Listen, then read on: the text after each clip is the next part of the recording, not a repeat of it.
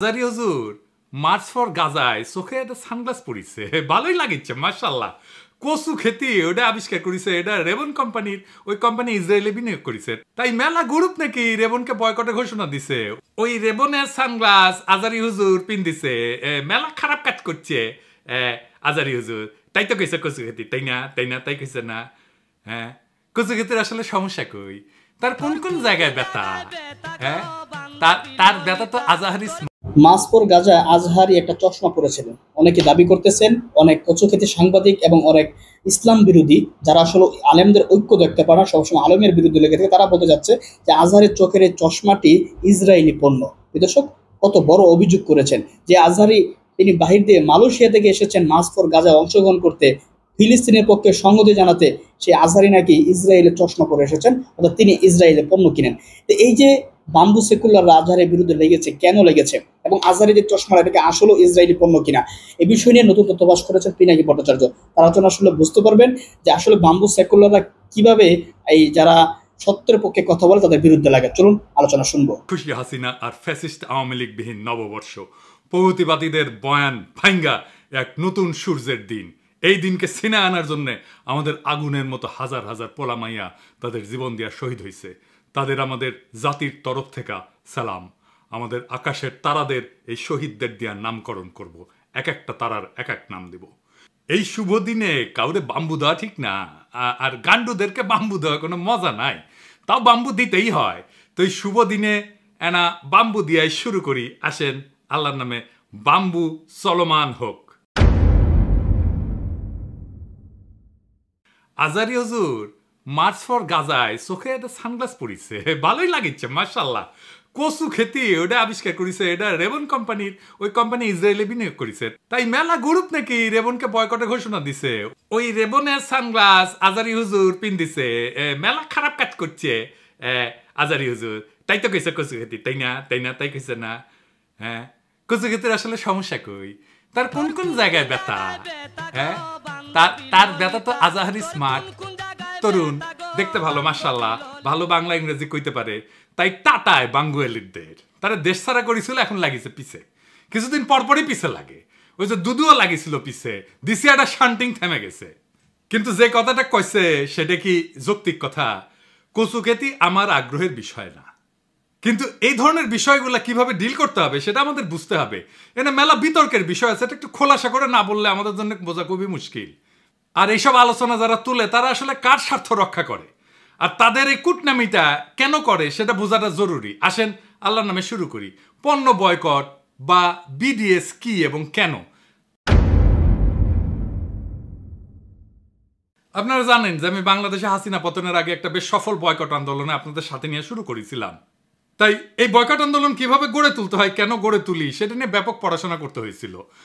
কোন কোন পণ্য বয়কট করবো সেটাও ঠিক করা হয়েছে, অঙ্ক কইসা, কিন্তু আন্দারে কুন্দারে না। আসেন দেখি বয়কট কি, কেন, কিভাবে এটা কাজ করে। বয়কটের উদ্দেশ্য তিনটা। একটা, বিশ্বব্যাপী একটা রাজনৈতিক বার্তা দেওয়া। দুই, ছোট একটা জায়গায় তীব্র আঘাত করা যেন ব্যথা টের পায়। 3 নাম্বার হইতেছে আপনার সমমনাদের ঐক্যবদ্ধ করা। ইন্ডিয়ান পণ্য বয়কটে আমরা ইন্ডিয়ান সব পণ্য কিন্তু বয়কট করি নাই, খুবই সিলেক্টিভ পণ্য বয়কট করেছিলাম, মনে আছে না? প্রথমে করেছিলাম ফাস্ট মুভিং কনজিউমার গুডস, সাবান, শ্যাম্পু, ভোজ্য তেল, টুথপেস্ট, নারকেল তেল ইত্যাদি, যেগুলো ডিপার্টমেন্টাল স্টোরে রেখে থাকে, এমনকি মুদির দোকানেও থাকে, ক্রেতা দেখে কিনতে পারে। এর কারণ ছিল সব মানুষ কেনে, ধনী গরিব সবাই এইরকম পণ্য আমাদেরকে টার্গেট করতে হবে, যেন সবাই এটাতে পার্টিসিপেট করতে পারে। আমাদের প্রত্যেক দিন লাগে এমন পণ্য, এইগুলোই ফাস্ট মুভিং কনজিউমার গুডস। আমরা কেন এটা টার্গেট করেছিলাম বুঝানি, মাথায় রেখেন, কামে দিবে এই সমস্ত কচু খেতিদের ফাইট দিতে। ফাস্ট মুভিং কনজিউমার গুডস ইন্ডিয়ার ইকোনমির সবচেয়ে গুরুত্বপূর্ণ খাত। এই খাতে ভারতের 3য় চাকরির খাত, প্রায় 30 লাখ লোক কাজ করে এফএমসিজি সেক্টরে। ভারতের জিডিপিতে এই খাতের কন্ট্রিবিউশন হচ্ছে 15 থেকে 16% ছিল যেই সময় আমরা শুরু করেছিলাম। এই খাতের গ্রোথ 10 থেকে 12%। প্রথম অর্থনীতির খাত হচ্ছে সার্ভিস সেক্টরের গ্রোথ হচ্ছে 7 থেকে 8%, এটা ভারতের জিডিপির সমান। দ্বিতীয় অর্থনীতির খাত হচ্ছে ম্যানুফ্যাকচারিং, তার গ্রোথ 4 থেকে 5%, যা জিডিপির গ্রোথের চাইতে কম। তার মানে ইন্ডিয়ান টোটাল জিডিপি গ্রোথে এফএমসিজির ভূমিকা অত্যন্ত ক্রুশিয়াল, সবচেয়ে বেশি গ্রোথ দেয় সে। এই সেক্টরে গ্রোথ জিডিপির গ্রোথের চাইতে বেশি, শুধু বেশি না, 1.5 গুণ। তো এফএমসিজি বয়কটে আমাদের লাভ কি? একমাত্র এফএমসিজি বয়কটে ব্যাপক মানুষের সম্পৃক্ত করা যায়, এটা লাগে প্রত্যেকদিন কিনতে হয় নিয়মিত। 2 নাম্বার হইতেছে পণ্য চিহ্নিত করা সহজ, কারণ সেটা সেলফে থাকে। 3 নাম্বার কোনো বাংলাদেশি ব্যবসায়ী ক্ষতিগ্রস্ত হবে না, কারণ এই পণ্য যারা বেচে তারা বাকিতে এনে বেচে, বিক্রি না হলে ফেরত দেওয়ার শর্তেই পণ্য তোলা হয় দোকানে। 4 নাম্বার বয়কটের প্রভাব ব্যাপক এবং বহুমুখী হবে। ভারতের চাকরির বাজারে একটা নেতিবাচক প্রভাব রাখা যাবে, ভারতের অর্থনীতিকে ধাক্কা দেওয়া যাবে সামান্য হইলেও। 5 নাম্বার এফএমসিজির বাজার বাংলাদেশি ব্যবসায়ীরা সহজে দখল নিতে পারবে। হয়েছিলও কিন্তু, দেখছিলেন না আমাদের দেশি পণ্যের বেচা বিক্রি বেড়ে গেছিল, দেশীয় শিল্প কর্মসংস্থান উৎসাহিত হবে। 6 নাম্বার বয়কটের ফল দৃশ্যমান করা যাবে, যেমন শেলফে অবিকৃত পণ্য, দোকান থেকে পণ্য ফেরত দেওয়া, পণ্য বেচার মরিয়া চেষ্টা, অফার, ডিসকাউন্ট, এগুলো দৃশ্যমান হবে। মানুষ তার বয়কটের প্রভাবকে কানেক্ট করতে পারবে। এই জন্যে ইন্ডিয়ানরা আমাদের এসে বলতো ওই সময়, এটা বয়কট করো, ওইটা বয়কট করো, রেলের বডি বয়কট করো, ইন্ডিয়ান বাস বয়কট করো, ট্রাক বয়কট করো, ইলেকট্রিসিটি বয়কট করো, ইন্ডিয়ান ইলেকট্রিসিটি। মানে ভাবখানা এমন, আমরা সবাই সকাল সন্ধ্যা ইন্ডিয়ান বাস ট্রাক কিনি, বা ইন্ডিয়ান ট্রেল আমি আমার ডিপার্টমেন্টাল স্টোর থেকে কিনে আনিছি। যাই হোক, এই অমুকটা কেন বয়কট করলো না, অমুকটা কেন বয়কট করলো না, এগুলো যারা বলে এরা হইতেছে যারা ক্ষতিগ্রস্ত হচ্ছে তাদের লোক। আমরা দেখবো যে রেবন কোম্পানি আসলে বয়কটের লিস্টে আছে কিনা, এবং এই ইন্ডিয়ানরা যে অ্যাটিটিউড করেছে কচু ক্ষতি একই অ্যাটিটিউড করেছে, কারণ ওর লাগিছে। ওই তো ইসরায়েলি পত্রিকায় লেখে, তো নিজে লেখে, হারেজ বলে পত্রিকাত লেখে ওই, হ্যাঁ ইসরায়েলের পত্রিকা, ওটার সমস্যা নাই। রেবান এটা ইসরায়েলি কিনা কোম্পানি কিনা সেটা ঠিকই নাই, এটা বয়কটের লিস্টে আছে কিনা সেটা ঠিকই নাই, তাও ওই লাগিছে। তো রেবান কোম্পানি কি ইসরায়েলি কোম্পানি? না, রেবান কোম্পানি কোনো ইসরায়েলি কোম্পানি না। রেবান এটা প্রতিষ্ঠিত হয় 1937 সালে আমেরিকায়, নিউ ইয়র্কের রচেস্টার শহরে বাউশ অ্যান্ড লম্ব এই নামে একটা আমেরিকান কোম্পানি এটা প্রতিষ্ঠা করে। এই ব্র্যান্ডটা মূলত আমেরিকান বিমান বাহিনীর পাইলটদের জন্য তৈরি, অ্যাভিয়েটার বলে, অ্যাভিয়েটার সানগ্লাস। খুবই জনপ্রিয়তা পায়, জিয়া পড়তেন, বাইডেন পড়তো। 1999 সালে বাউশ অ্যান্ড লম্ব রেবান বিক্রি করে দেয় ইতালির লাক্সোটিকা গ্রুপকে। এসসিলর লেক্সোটিকা কোম্পানি, এটা একটা Franco Italian multinational company, head office হচ্ছে ইতালির মিলান শহরে। তাই আপনি যদি কোন দেশের কোম্পানি এটা বলতেছেন, তাহলে রেবনকে ইতালিয়ান কোম্পানি হিসেবে বিবেচনা করতে হবে, এবং মালিক এসসিলর লেক্সোটিকা। রেবন সানগ্লাস কই তৈরি হয়? মূলত ইতালি এবং চীনে তৈরি হয়। তার মানে রেবনের উৎপত্তি আমেরিকা হইলেও এখন এটা ফ্রেঞ্চ ইতালিয়ান কোম্পানি মালিকানা নেই, এবং এর সাথে ইসরায়েলের কোনো সম্পর্ক নাই। তাহলে কচু খেতি বিনিয়োগের কথা কেন আনলো? কারণ হচ্ছে নুয়ান্স হেয়ারিং বলে একটা কোম্পানি ছিল, ইসরায়েলি স্টার্ট আপ কোম্পানি, মানে যেগুলো শুরু করে কিন্তু বড় হইতে পারে না, ছোট কোম্পানি হিসেবে শুরু করে, কিন্তু তাদের টেকনোলজি ভালো, প্রোডাক্টও ভালো, কিন্তু তাদের এত ছোট কোম্পানি যে বড় স্কেলে যাইতে পারে না, এগুলোকে বলে স্টার্ট আপ। পরে এটা বড় কোম্পানির কাছে বিক্রি করে দেয় আর কি, এভাবেই চলে আর কি। ওরা এই যে হেয়ারিং এর টেকনোলজি নিয়ে কাজ করে, মানে যারা কানে কম শোনে, তারা কানের যন্ত্র লাগে না, সেটা নিয়ে কাজ করে। এই কোম্পানিকে 2022 সালে অধিগ্রহণ করে, মানে কিনে নেয় এসিলর লেক্সোটিকা, যারা রেবন ব্র্যান্ডের মালিক। তো ইসরায়েল স্টার্ট আপগুলো সারা দুনিয়ার জন্য আকর্ষণীয়। কেন এটা একটু বুঝে নি, এটাও একটা ইন্টারেস্টিং জিনিস। তাহলে বিশ্ব বাণিজ্যের আমরা একটা বড় বিষয় নিয়ে জানতে পারবো। ইসরায়েলি স্টার্ট আপগুলোর এত চাহিদার পিছনে কিছু নির্দিষ্ট কারণ আছে, যা তাদের বিশ্বব্যাপী প্রযুক্তি বাজারে একটা শক্তিশালী অবস্থানে নিয়ে আসছে। এর কারণ হচ্ছে উন্নত প্রযুক্তি এবং উদ্ভাবন ক্ষমতা। ইসরায়েলকে অনেক সময় বলা হয় স্টার্ট আপ নেশন, কারণ তারা কৃত্রিম বুদ্ধিমত্তা, সাইবার নিরাপত্তা, মেডিকেল টেকনোলজি, এগ্রোটেক এবং মিলিটারি টেকনোলজিতে দারুণ উন্নত। অনেক উদ্ভাবন প্রথম শুরু হয় ইসরায়েলি সেনাবাহিনীর গোয়েন্দা ইউনিট, বিশেষ করে ইউনিট 8200, এইটা থেকে অনেক দক্ষ প্রকৌশলী এবং উদ্যোক্তা বেড়ায় আসে, যারা পরে উচ্চমানের প্রযুক্তি স্টার্ট আপ গড়ে তোলে ইসরায়েলে। এবং ইসরায়েলে বিনিয়োগ বান্ধব পরিবেশ আছে। ইসরায়েলের রিসার্চ অ্যান্ড ডেভেলপমেন্ট বড় অঙ্কে সরকারি বিনিয়োগ পায়, পাশাপাশি বিদেশি বিনিয়োগকারীরাও ইসরায়েলি প্রযুক্তিতে আগ্রহী হয়। এতে করে স্টার্ট আপ দ্রুত বৃদ্ধি পায়। ইসরায়েলের আভ্যন্তরীণ বাজার ছোট হয়, তারা শুরু থেকেই আন্তর্জাতিক বাজারকে টার্গেট করে পণ্য তৈরি করে, ফলে আন্তর্জাতিক কোম্পানিগুলোর কাছে এই সমস্ত প্রযুক্তি অত্যন্ত আকর্ষণীয় মনে হয়। এই একই সুবিধা পাইছিল সুইস ফার্মা কোম্পানিগুলো সুইজারল্যান্ডে। নিজেদের বাজার এত ছোট যে সার্ভাইভ করার জন্য তাদের গ্লোবাল হয়ে উঠতে হয়েছিল। ছোট একটা দেশ, কিন্তু দেখেন কত বড় বড় ফার্মা কোম্পানি এই দেশের, নোভার্টিস, রস, ভাইফো, খুব বড় কোম্পানি। কিন্তু কচুকের জাল যে ওর অফিস ছিল জেরুজালেমে, কয়েক মাস আগেও তো বন্ধ করে দিচ্ছে। তো জেরুজালেমে অফিস ছিল কি জন্যে? ওই আল জাজিরা ছেড়ে দিবে। ওইখানে তো তাহলে বিনিয়োগ করছে আল জাজিরা, তাই না? ইসরায়েলে বিনিয়োগ করছে না, একটা অফিস করা মানে তো বিনিয়োগ করা। ওইখানে ওইখানে লোকদের বেতন দিতে হয়েছে না, টাকা দিতে হয়েছে না, বাসা ভাড়া করতে হয়েছে না, ওখানে পণ্য কিনতে হয়েছে না, ওখানে লোকজন ওখানে কেনে না। ওদের আল জাজিরা যারা কাজ করে তারা ইসরায়েলের মার্কেট থেকে পণ্য কেনে না। টাকাটা কার পকেটে যায়? ইসরায়েলের পকেটে তো যায়। একটা ইসরায়েলি স্টার্টআপকে কিনে নেওয়ার জন্য যদি রেবনের সানগ্লাস পরা না যায়, তাহলে Google, Intel, Microsoft, Facebook, WhatsApp কিছুই তো ইউজ করা উচিত না। কারণ এরা একবার না বহুবার ইসরায়েলি কোম্পানি কিনছে। ছোট একটা উদাহরণ দিই, সার্ভিস ফ্রেন্ড এই নামে ইসরায়েল কোম্পানিকে ফেসবুক 2019 সালে কিনে নেয়। সার্ভিস ফ্রেন্ড হচ্ছে একটা এআই ভিত্তিক স্টার্টআপ যারা চ্যাটবট এবং ভার্চুয়াল অ্যাসিস্ট্যান্ট প্রযুক্তিতে বিশেষজ্ঞ। ফেসবুক এই কোম্পানিতে হোয়াটসঅ্যাপ বিজনেসের সাথে কানেক্ট করে এবং মেসেঞ্জারের সাথে। আপনি মেসেঞ্জারে যে মেসেজটা দেন ওইটা এই কোম্পানির টেকনোলজি ইউজ করে তৈরি করা।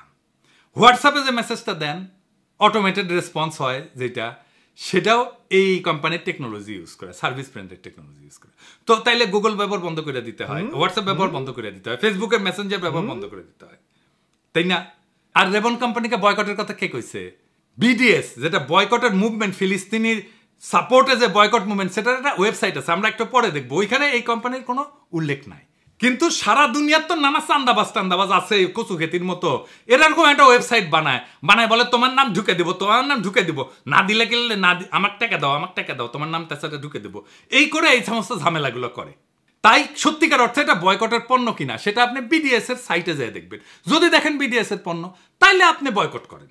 আরেক কথা না বললেই না, দাবি করে সে বিএনপি করে। এই আমারে আর ইলিয়াসরে কয় মব মাস্টার, দেখেছেন? আর আমারে বয়কট করতে বলে। ইজ অফ ডুইং বিজনেস নিয়ে কপি পেস্ট করে জ্ঞান ফলাইছিল। ওই কপি পেস্টই করতে পারে, তার চেয়ে বেশি কিছু না। গুগলও ঠিক মতো করতে পারে না। তারপরে মেলা সার্চ করে এই পোস্ট করিছে। দেখানোই লাগিচ্ছে যে বদমাইশিগুলো কেমন। অনেকে কয় এগুলো আপনি কন কেন, কিন্তু হয়তো অনেকে কনফিউজ হয়ে যায়। দেখেন কইতেছে আমার কোম্পানি লরিয়েল ইসরায়েলের মতদাতা।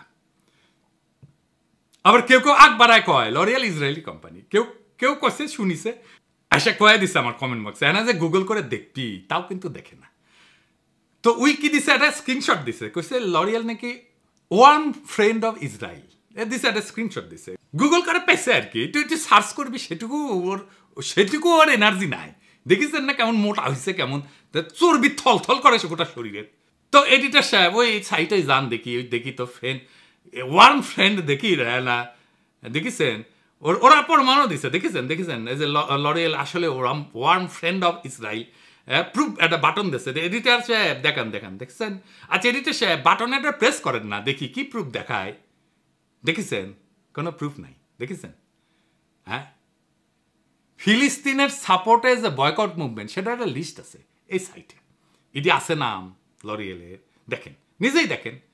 ওই আবার করছে কমেন্ট বক্সে, দেখেন বিডিএস এর নাম শুনিস তো, দেখেন ও নিজে শুনিছে, অক্সিগান ও নিজে শুনিছে, জিন্দেগিতে শুনে নাই। এইভাবে দিনের পর দিন কয়টা ইরিটেট করে যাইতেছে। দুনিয়ার মূর্খ আর এখন বিএনপি জুতিছে সব। ও তো ওই গুগল ইউজ করে না, ওর বাসায় প্রিন্টার আছে না। এটা সব দেখেন না বিডিএস এর লিস্টে গুগল আছে কিনা। ওর বাসায় প্রিন্টার আছে না, এইচপি দেখেন না, আছে অবশ্যই। ডেলের কম্পিউটার আছে, দেখেন সেটা আবার ইন্টেলের প্রসেসর আছে না। দেখেছেন? এডিটর সাহেব দেখান তো এটা ইন্টেল আছে কিনা বয়কট লিস্টে। থাকবেই। এয়ারবিএনবি ইউজ করেছে না অন্তত একবার জীবনে। শালা ওই হ্যাগেস হচ্ছে না, দেখতে আসছে আমি পেদা গঙ্গা জল নিচ্ছি নাকি। শালা তোর পাশার যে গু আছে সেটা পরিষ্কার কর। আমি পেদা গঙ্গা জল নিছি কিনা সেটা দেখা লাগবি না, কারণ পেদা গঙ্গা জল নেওয়া লাগে না, হ্যাগেস হোসা লাগে, তুই সেটা করছিস। আচ্ছা ধরা যাক যে আমি এমন একটা কোম্পানিতে কাজ করি যা বয়কটের অধীনে ওই লিস্টে আছে, তাহলে কি করব? যখন ভারতীয় পণ্য বয়কট চলতেছে তখন আমরা এসে একজন কইল যে দাদা আমি প্যারাসুট কোম্পানিতে কাজ করি, আমি কি করব? আমি কইলাম মন দিয়ে কাজ করবেন, বেতন নেবেন, আর ওই বেতন দিয়ে জুই নারিকেল তেল কিনবেন। আমরা পণ্য বয়কট করেছি, প্যারাসুটের চাকরি তো বয়কট করি নাই, তাই না? এখন আপনারাই বলেন, দেখলেন তো গুগল তো এই বয়কটের কোম্পানিতে আছে, ইন্টেল আছে, আমাজন আছে, এইচপি আছে, কে নাই? কোন বড় কোম্পানি নাই? তো আমরা গুগলে যারা বাংলাদেশে কাজ করে তাদের গুগলের চাকরি ছেড়ে দিতে বলবো নাকি বলে দেওয়া উচিত? আমরা গুগল ব্যবহার বন্ধ করে দিব, জিমেল ব্যবহার বন্ধ করে দিব, নাকি করা উচিত গুগল ড্রাইভ ব্যবহার বন্ধ করে দিব, গুগলের সব সার্ভিস বন্ধ করে দিব? তাইলে তো যুক্তি অনুযায়ী যেহেতু গুগল ওই লিস্টে আছে, তাইলে তো গুগলে যারা চাকরি করে, আমাজনে যারা চাকরি করে, এইচপিতে যারা চাকরি করে, ইন্টেলে যারা চাকরি করে, তাদের আগে চাকরি ছাড়তে বলা উচিত হিসাব মতো, ঠিক কিনা? আমার কোম্পানির নাম তো এই লিস্টে নাই। যেহেতু বিএনপির সমালোচনা করি তাই আমারে যেভাবে পারে ক্ষতি করা লাগবে। আওয়ামী লীগরাও এত খাইস্তা ছিল না। মানে এই যে নিঝুম মজুমদার, অমি পিয়াল, এরা far better as human being. দেখেন ওরা অনেক ফাজলামি করেছে, কিন্তু পলিটিক্যাল সেই ফাজলামি। কিন্তু কখনো আমাকে পেটে লাথি মারা যায় কিভাবে সে ধান্দা করে নাই। আরে ভাই আমি তো ইয়াবা বেশি না, চান্দাবাজিও করি না, একটা ডিসেন্ট পেশায় আছি। আমার লরিয়ালের চাকরি না থাকলে এই এসে কইতো যে আমি কিছু করতে পারি না, ইউটিউব বানায় পেট চালায়। সেটা অসম্মানের কাজ না, ইউটিউব বানায় পেট চালানো অসম্মানের কাজ না, কিন্তু বিরোধীদের জায়গা তো ধরতে হবে পলিটিক্যাল, এসব নিয়ে না। তা হারামজাদা তুই যে এনওয়াইপিডিতে কাজ করিস, লিঙ্কডিনে ট্যাঙায় রাখছু, খুব গর্ব নিয়া ট্রাফিক কন্ট্রোলে কাজ করিস। এনওয়াইপিডি তো ইসরায়েলে ট্রেনিং নিতে যায়। এনওয়াইপিডির সাথে তো ইসরায়েলের কন্ট্রাক্ট আছে, ট্রেনিং এর কন্ট্রাক্ট আছে, কোঅপারেশনের কন্ট্রাক্ট আছে। এমএনএসটিও বলছে যে বারবার এনআইপিডি ট্রেনিং করতে যায়। লজ্জা লাগে না ওই কোম্পানিতে, ওই প্রতিষ্ঠানে কাজ করতে? 2 দশক ধরে ইসরায়েলের সাথে পুলিশ কোঅপারেশন করছে আমেরিকার এনআইপিডি। তো তুই সার আগে এটা একদম বয়কট ঢুকে দেবো। আজকে যে এই নতুন লড়াই শুরু হয়েছে না, এটা ফেসবুক পোস্টের লাইক কমেন্টের খেলা না, এটা একটা তপ্ত যুদ্ধক্ষেত্র হয়ে উঠছে, যেখানে সত্যের পাশে দাঁড়ানো মানে নিজের পিঠে আগুন নিয়ে নামা। আজ যখন কচু খেতিরা আর প্রগতিশীল এই বিএনপিরা গল্লিক মুখে নিয়া মুখোশ পইরা বিভ্রান্তি ছড়ায়, তখন আমাদের হাতে চাই তথ্যের তলোয়ার, যুক্তির কামান। বয়কট যদি অস্ত্র হয় তবে সেটা চালাইতে হবে মগজ ঠান্ডা রেখে, হৃদয় গরম কইরা। এই নববর্ষে আমরা শুধু আনন্দ করতেছি না, আমরা পুরনো দাসত্বের শৃঙ্খল ভাঙতেছি। এই সূর্য, এই আলো, এই শহীদের রক্তে কেনা। তাই যারা অ্যাক্টিভিজমের নামে মিথ্যার বীজ বনে ব্যক্তিগত আক্রমণের মধ্যে দিয়া, তাদের বলি আগুন আমরা পানি দিয়ে নিভাবো না, আগুন আগুন দিয়ে নিভাবো। এই যুগে সত্য বলা জিহাদের চেয়ে কম না। আর সত্যকে ধোকা দিয়ে ঢেকে রাখা যত কচু খেতি আছে তাদের মুখোশ খুলে ফেলাই আমাদের দায়িত্ব। বয়কট মানে আবেগে ভেসে যাওয়া না, বয়কট হইতেছে হিসেবে কষা ঘায়েল করার অস্ত্র। আজ যারা তথ্যের বদলে ট্রল ছুড়ে মারে, একবার আজাহারিকে একবার পিনাকিরে, তারা ফিলিস্তিনের শত্রু, তারা ইসরায়েলের বন্ধু। মনে রাখবেন, বিপ্লব আবেগ দিয়ে যেতে যায় না, যেতে ডেটা কৌশল আর দৃঢ়চেতা মানুষ দিয়া। আগুন যখন জ্বালাইছি পুরাই। দর্শক আলোচনা শুনেছেন, শুনে বুঝতে পেরেছেন তিনি কয়েকজন সাংবাদিক, উচ্চকোটির সাংবাদিক দেখিয়েছেন কারা আসলে এগুলো। তারা আসলে ক্ষমতার কাছে বিক্রি হয়ে গিয়েছে, কিন্তু পিনাকি ইলিয়াসরা ক্ষমতার কাছে বিক্রি হয়নি, তারা সত্য বলে যাচ্ছে। যারা আসলে হাসিনার বিরুদ্ধে কাজ করেছিল তাদের মধ্যে 2টা সেক্টর ছিল। কেউ আসলে প্রকৃতপক্ষে সত্যকে দেশকে ভালোবাসে কাজ করতো, আবার কেউ তাদের হাসিনার পরিবর্তে তাদের ক্ষমতায়ন প্রতিষ্ঠিত করার জন্য রাজনীতি বা এই হাসিনার অন্যায়ের বিরুদ্ধে কথা বলতো। এই 2টা শ্রেণী ভাগ হয়ে গিয়েছে। যারা হাসিনার পরিবর্তে ক্ষমতায় আসে লুটপাট করার জন্য, চুরি করার জন্য, দাপট দেখাইতে, তারা এখন একটা গ্রুপ। এবং যারা প্রকৃতপক্ষে দেশপ্রেমিক ছিল, সবসময় অন্যায়ের বিরুদ্ধে কথা বলতে চায়, তারা হচ্ছে 8টা গ্রুপ। কোনটা কোন গ্রুপ সেটা হয়তো আপনারা আপনাদের সাধারণ জ্ঞান থাকলে বুঝতে পেরেছেন। কারণ যারা এই সরকারের বিরুদ্ধে সমালোচনা করছে, যারা জানে বিএনপি ক্ষমতায় যাবে, তারা তাও বিএনপির বিরুদ্ধে কথা বলছে। কেন বলছে? তারা আসলে সত্যটা বলতে চায়, তারা আসলে বাস্তব চিত্র মানুষের সামনে তুলে ধরতে চায়। তাদের মধ্যে অন্যতম হচ্ছেন এই পিনাকি ইলিয়াস, সাংবাদিক কনক স্যারের মতো লোকেরা। তো তাদেরকে থামিয়ে রাখা যাবে না, তারা বিক্রি হবে না, তারা বিক্রি হওয়া, তাদেরকে কেনার মতো টাকাও হয়তো বা বাংলাদেশের কোনো রাজনীতি দল না। অথচ তারা ইচ্ছা করলে এই যে বর্তমান সরকার, এই সরকারের অনেক সুবিধা নিতে পারতো, এবং বিএনপি সরকারও যদি সুবিধা নিতে চাইতো তাহলে সেটাও তারা পারতো, কারণ তাদের জন্য সব পথ পরিষ্কার ছিল।